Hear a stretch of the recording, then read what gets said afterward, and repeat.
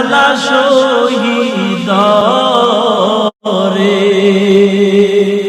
কলিজা সিরিছে রে জঙ্গে উদে। আমির বিন আনাস রাহিমাহুল্লাহ যুবক সন্তান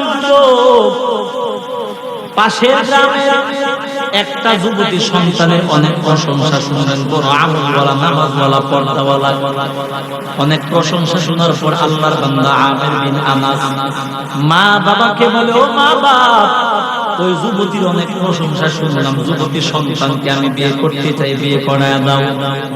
মা বাবাই বলে, ও আমির বিন আনাস যুবক সন্তান, ওই যুবতীকে তুমি দেখছো নাকি দেখি নাই? দেখবা না বলে না।